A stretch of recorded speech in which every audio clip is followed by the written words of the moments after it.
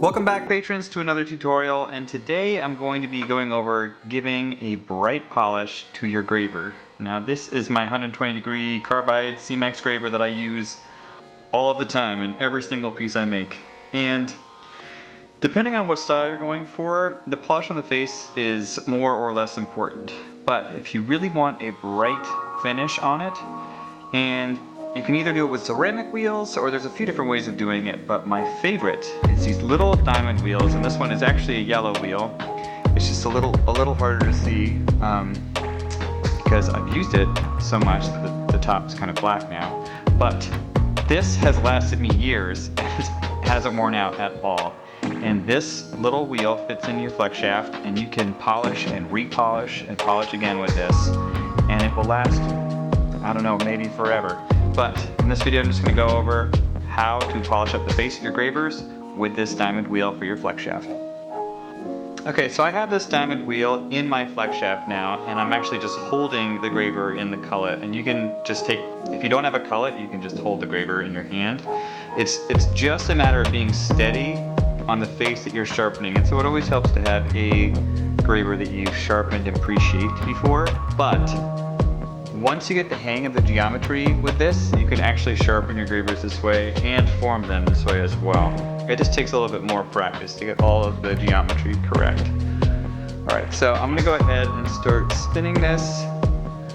And what I want to do before I start spinning this is just line up the face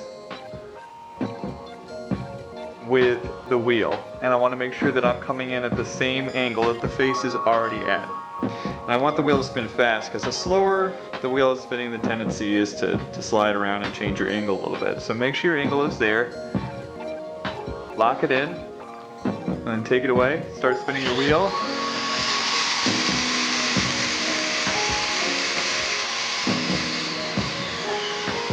And you'll be able to tell pretty quick if you were off a little bit.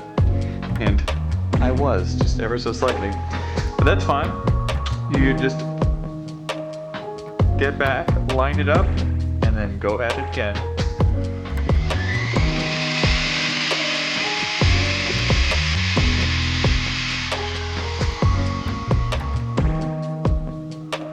We're getting pretty close, and I'm really just trying to go for that bright finish on the face here. So I'm going to line it up one more time, spin it fast again, and then touch it down.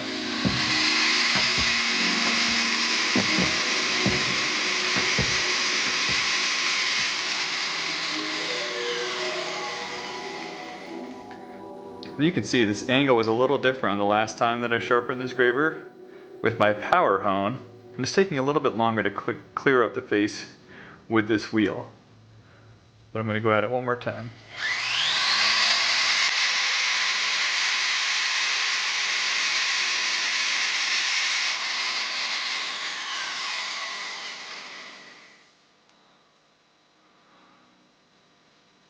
Almost there. Here we go, one more time.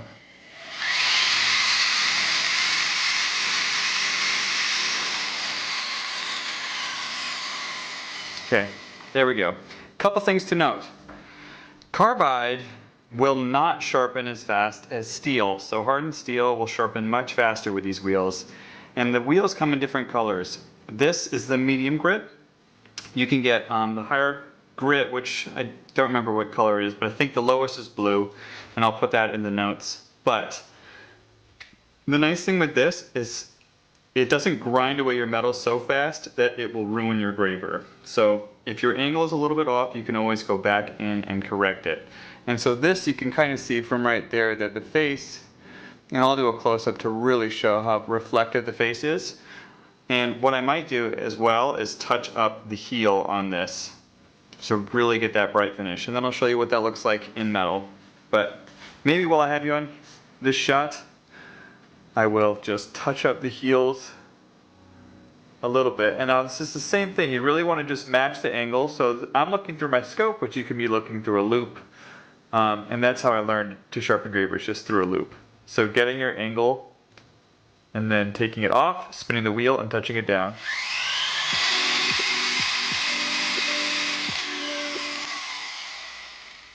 And then same with the other side.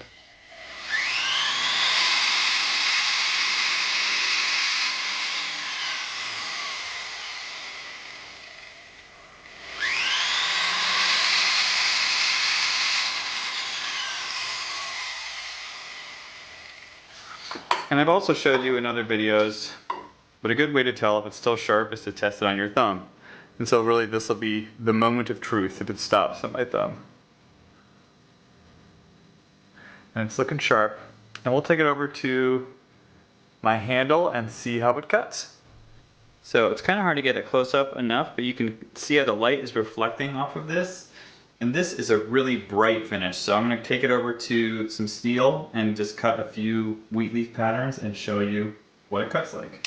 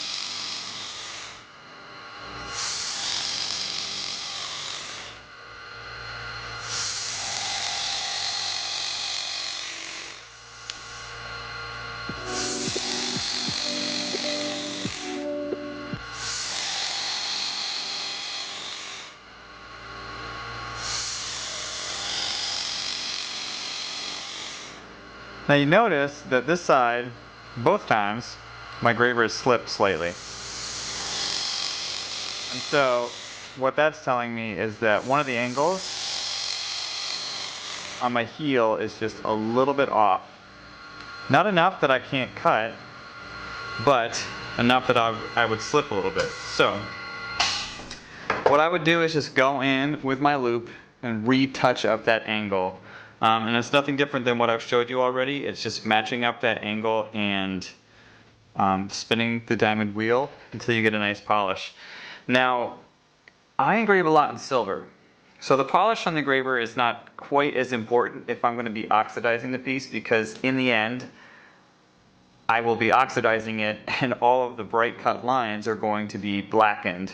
So it doesn't necessarily matter if it has a high polish, but where this does come in handy is if I'm engraving gold or platinum, something that's not going to oxidize. It's really important to make sure that you've got a nice bright polish from the finish from the start. And the easiest way to do that for me is to use those diamond wheels.